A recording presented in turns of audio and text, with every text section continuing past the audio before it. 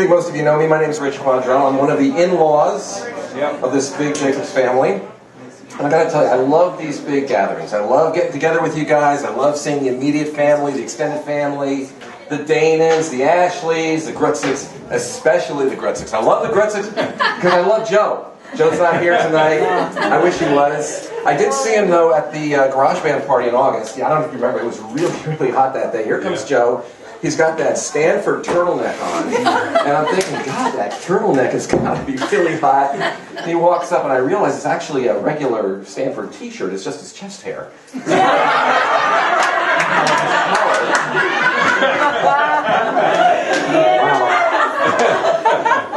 But, you know, I mean, speaking of things that are growing wildly, how about these cousins, right? I mean, I saw Dalal at the garage band. I said, Dalal, where's Teddy? Where's little Teddy? You know, he's over there. Where? He's wearing a black shirt. And wait, you mean the bouncer? When I saw Teddy last, he was at Warren's house. He was this big. He was riding your Rottweiler like a horse. Right? And now he's like head of security, you know. Teddy, he's like all SEAL Team 6, you know. But I mean, it's crazy. You get Javi, Noah, Duncan.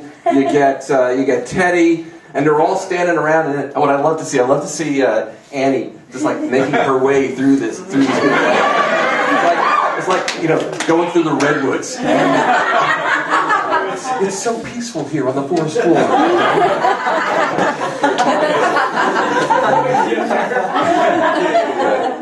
Man, oh man.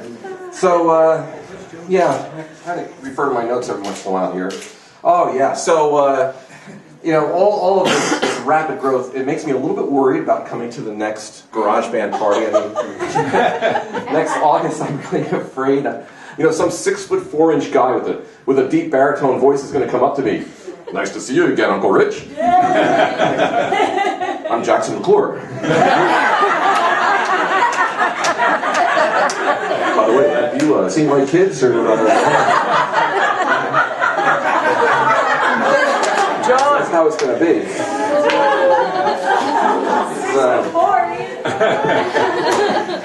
But truly, I really love coming to see everyone. It's just great to be with everyone except Javi. No, I'm just kidding. I love Javi.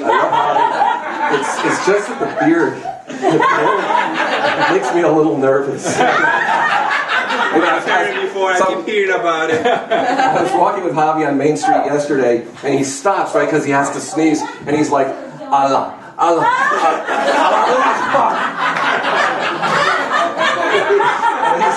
these two surfers are behind us, and did that guy just say Allah Akbar?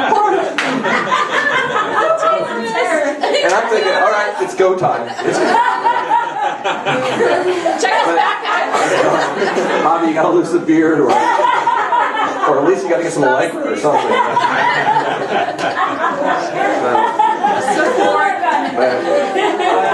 But Rich, you're so mean. I can hear it coming already. Why did you talk to Javi?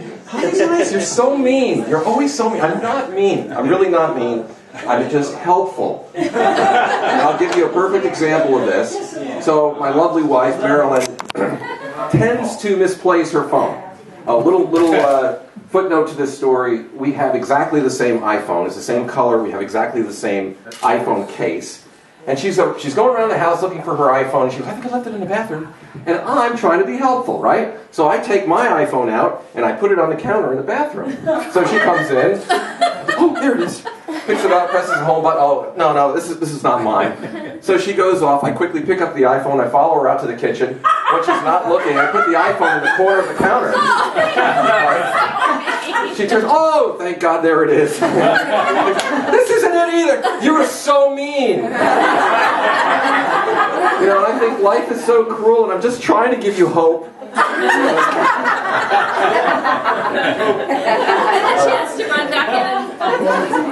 if I'm mean, I'm not the only one. Let me tell you, I'm not the only one. Let me tell you a story. This is sort of one of my first impressions of the Jacob stories. It was at Grammy's house over on 2nd Street, or 2nd Avenue, whatever, and the McClures were there. Well, actually, it was John and Ann and Leslie Ann. Little Leslie Ann, 7 years old. She's so cute. And Ian wasn't there. You were playing baseball or something. You weren't there that summer.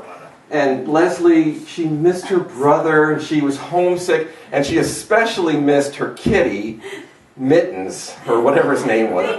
Binky, whatever. And so John calls home. He says, we'll call up Ian and see how he's doing.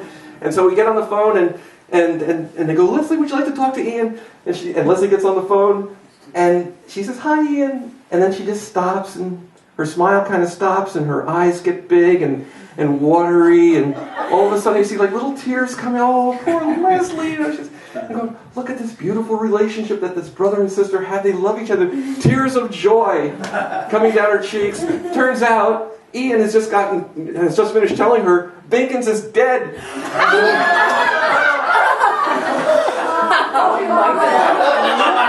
I thought, all I could think of, I gotta meet this kid. I'm gonna hang out with this guy. He's my kind of guy here. Worst brother ever. But yeah, I have several first impressions. You know, my favorite was in 1989. Marilyn and I had just gotten engaged, and so of course the first thing she does is she brings me to the big family reunion during the summer, so I can meet everyone at once. And sort of everyone was very welcoming, and especially John and Warren, they came up to me and they said, hey, how would you like to go play some basketball with us? Because there was that little court over in the trailer park. Come play with some basketball. We'll get changed. We'll meet out here in 10 minutes. Right? So fine, I'm up for that. So go to the court. Here comes John. John's out, braces on both knees. Right? Warren, he's got a brace on one knee. He's got an elbow brace. That's fake. I think John had some kind of device that would inject cortisone every 20 minutes. Faint aroma of Bengay.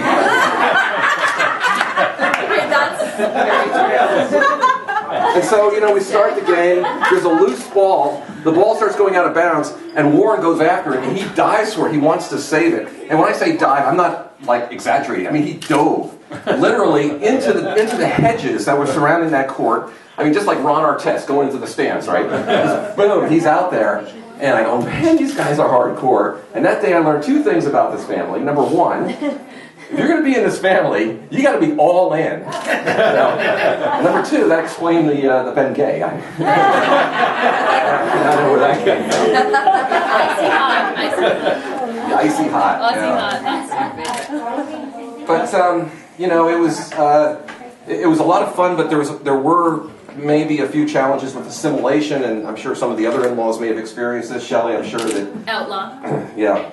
You've kind of faced these same challenges with assimilation. One of them, of course, being that in the Jacobs family, the concept of being on time does not exist. There's no concept of being on time. Actually, let me take that back. There is a concept of being on time, but I think that they believe it's just sinful. Different.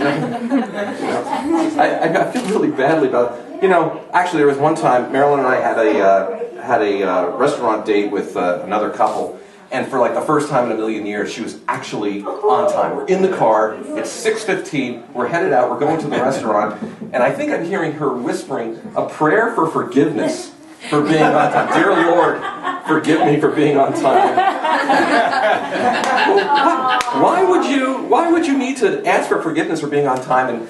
And the only explanation I can think of is just using Grammy logic. Well, you know, if we're on time and Bruce and Jackie are late, and then they come in and they see us there, they're going to feel badly that they made us wait. Yeah. That's the only thing I can think of. And I don't use Grammy logic. I use logical logic. And I said, well, if we were late and they were on time, then wouldn't they feel bad that we made them wait? No, that would never happen. They would never be late. There's a good Christian couple. They come at the right time. So My mom's never been on time. so yeah, so I had to get past that. But you know, the main reason why we're here, of course, is to celebrate Joan's birthday. And where is she? She's over there. John! She's the birthday. She's taking shots. He needs a bottle. She's taking a bottle. She's drinking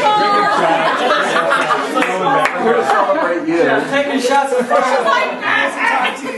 Doing fireball. I've been running around trying to get somebody to turn off the television. Done. I got it. Success.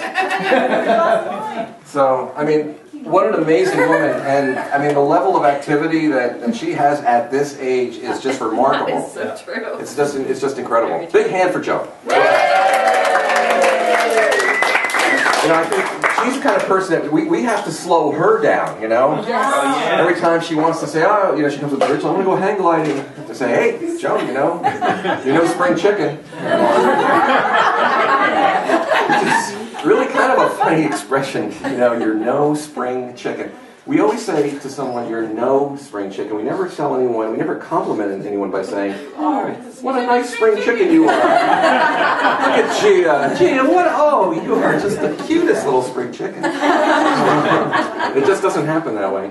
We have really kind of funny ways of complimenting people, I think. You know, I remember when Ian and Andy were getting married, somebody was talking about Andy. Boy, Andy, she's a real sharp cookie.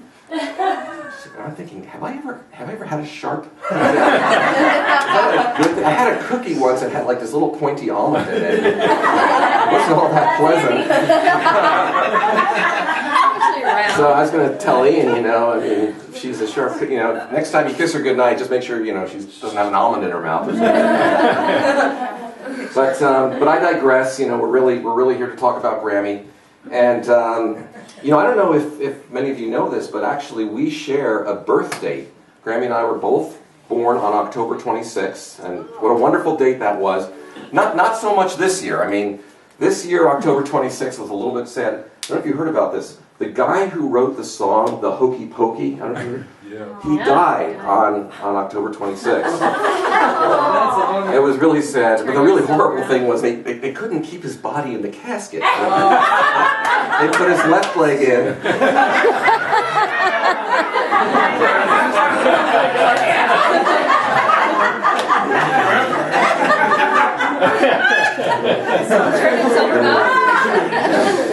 Anyway, you know, one of the themes, you know, over the last couple of days has been really how Grammy sets an example for hospitality and for welcoming, and you know, we had some tearful recollections of how she welcomes those of us in-laws and those of us new to the family into the family. And I have a story I wanted to share with you about this because it'll bring a tear to your eye. Certainly, it always brings a tear to mine. But it was that same summer when we were engaged, and you know, I was coming home to meet the family. You were at the Second Street house. So you know, since we weren't married yet, Marilyn was sleeping upstairs. I was in that guest room, you know, just by the kitchen. And so, you know, the first morning I wake up, I get dressed, I make the bed, open the door, come out, and since the door opens right on the kitchen, there's Grammy. She's standing right there. Oh, good morning. She sees me and she looks past me and she sees that I've made the bed. And she goes, oh, you've made the bed. I go, yeah, no big deal. She goes, oh, you don't understand. And I'm not making this up. This is a direct quote. She said, the men in this family, they don't have to make the bed. Oh, Grammy. This was the greatest gift that a mother could give a new son-in-law. It was the greatest gift. How many times did you repeat it? For the last 26 years, I think of you every day. Your wisdom. I've taken your wisdom to heart and I've extended it to not putting away my shoes or bringing dishes to the sink.